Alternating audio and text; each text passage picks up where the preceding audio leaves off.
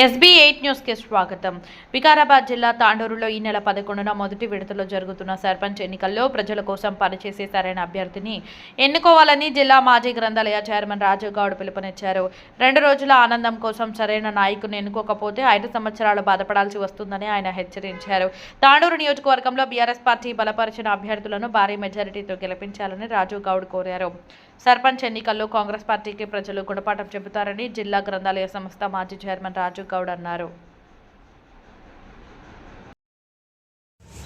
మరి తాండూరు నియోజకవర్గంలో యావత్ తెలంగాణలో గ్రామ పంచాయతీ ఎన్నికలు నడుస్తున్న సంగతి మనందరికీ తెలిసిందే. మరి ముఖ్యంగా తాండూరు నియోజకవర్గంలో మరి అన్ని గ్రామాల్లో కూడా సరైన అభ్యర్థిని గ్రామ ప్రజలందరూ కూడా ఎన్నుకోవాలి.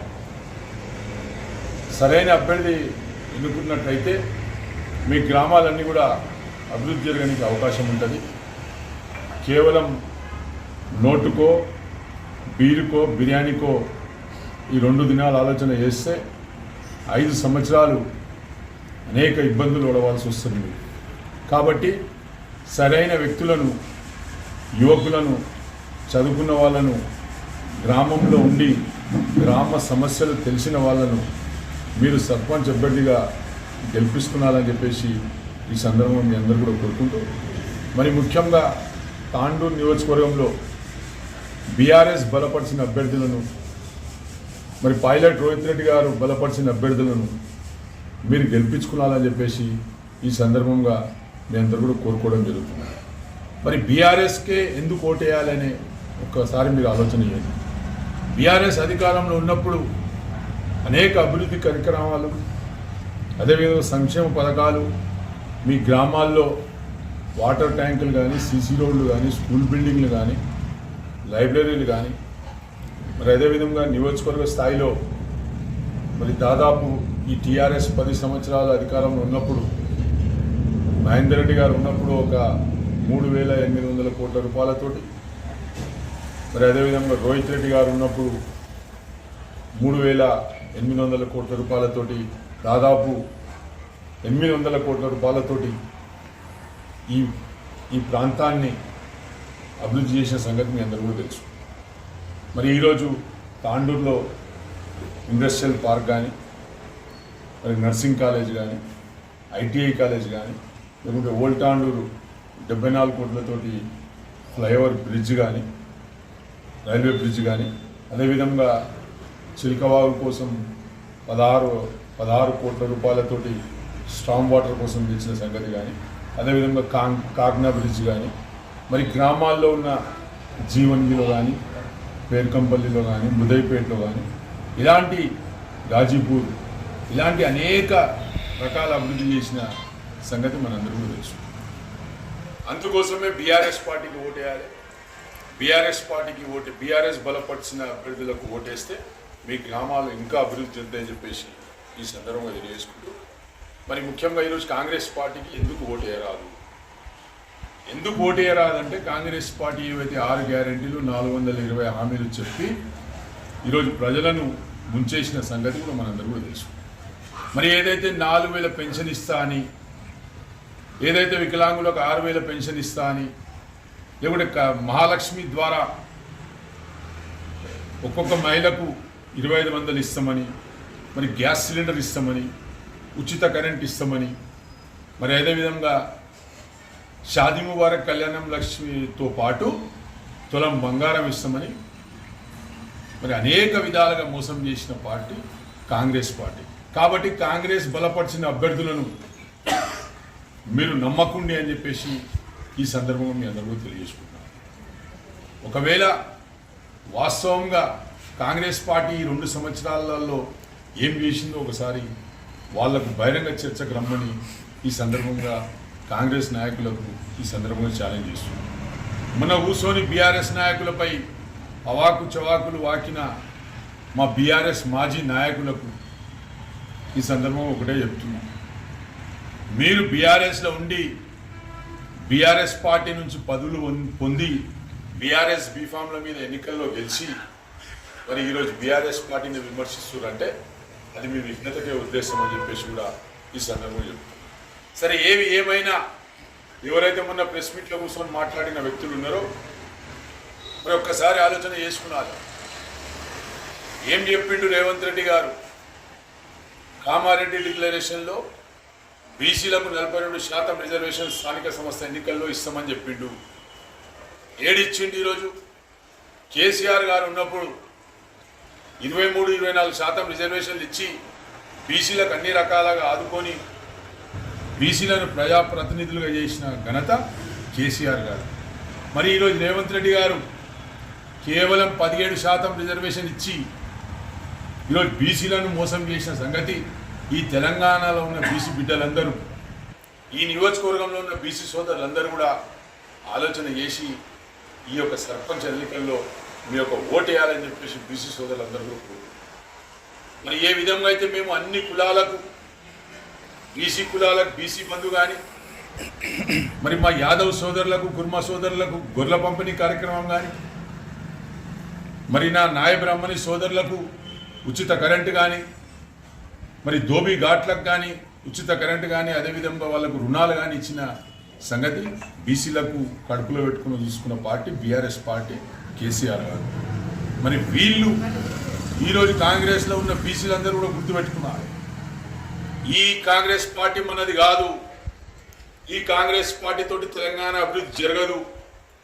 ఈ కాంగ్రెస్ పార్టీ కేవలం కాంగ్రెస్ నాయకులకు, అగ్ర నాయకులకే ఈ యొక్క పార్టీ ఒత్తాసు వలుకుతున్న సంగతి మనందరూ కూడా తెలుసు.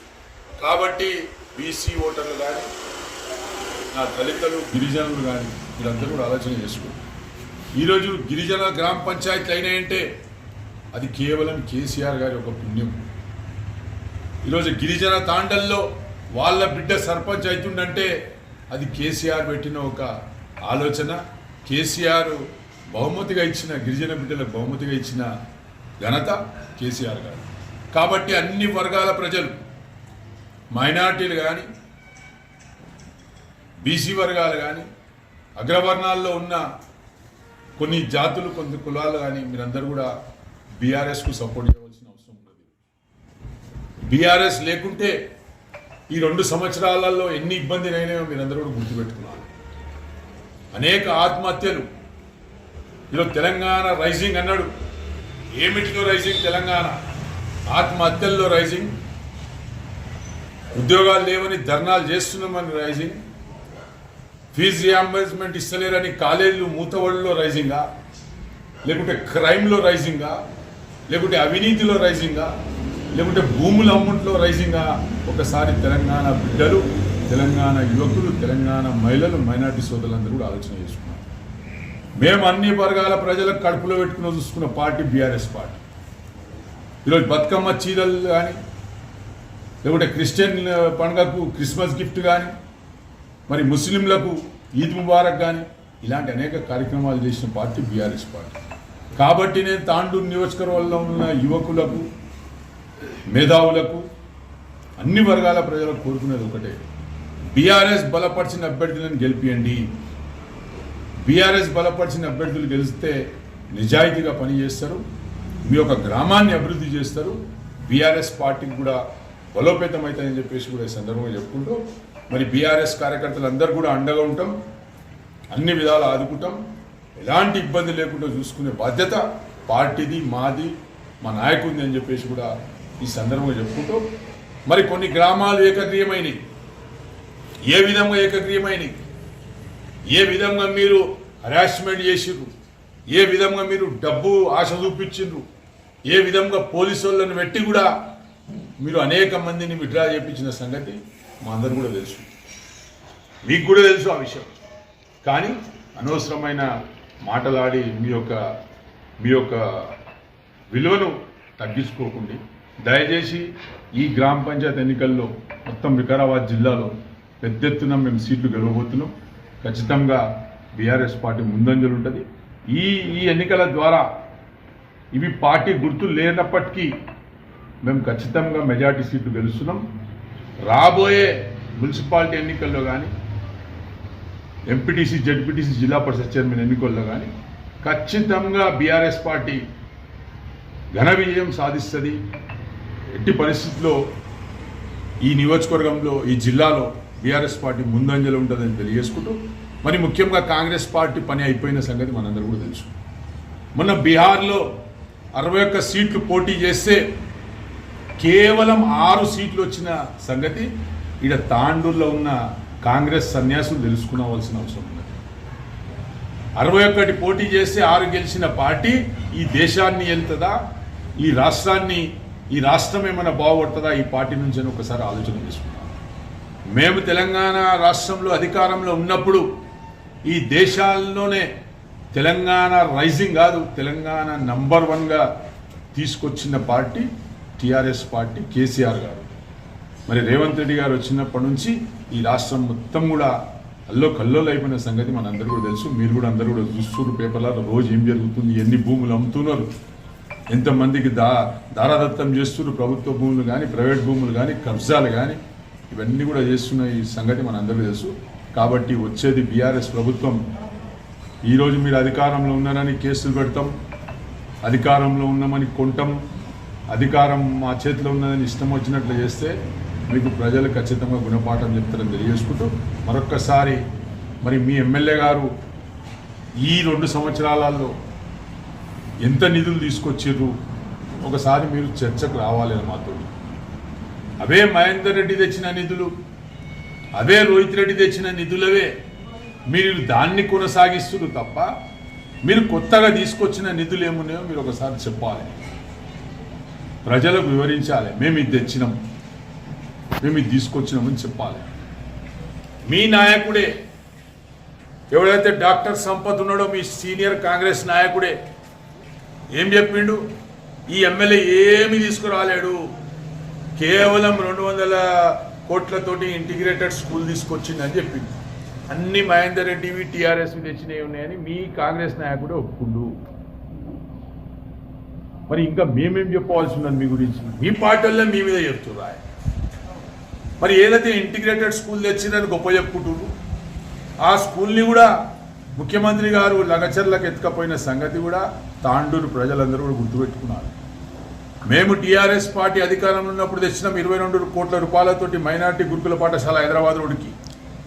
మేము తెచ్చిన జనుగుర్తిలో ఉన్న రెసిడెన్షియల్ స్కూల్ కానీ, ఇందూరులో ఉన్న గొట్లపల్లి కాడ ఉన్నది కానీ, లేకుంటే ముంబాపూర్లో ఉన్న బీసీ గురుకులాలు కానీ, గిరిజన గురుకులాలు కానీ, ఇలాంటి ఘనత టీఆర్ఎస్ పార్టీది, టీఆర్ఎస్ నాయకుడిది. కాంగ్రెస్ పార్టీతోటి ఏమీ కాదు. ఒకవేళ కాంగ్రెస్ పార్టీ చర్చ మేము అభివృద్ధి చేసినామంటే నేను మాత్రం చర్చకు సిద్ధం ఉన్న టీఆర్ఎస్ పార్టీ తరఫు నుంచి, బీఆర్ఎస్ పార్టీ తరఫు నుంచి. సమయం మీరు ఫిక్స్ చేయండి, డేట్ మీరు ఫిక్స్ చేయండి. ఖచ్చితంగా మా పార్టీ తరఫుకి మేము వస్తాం.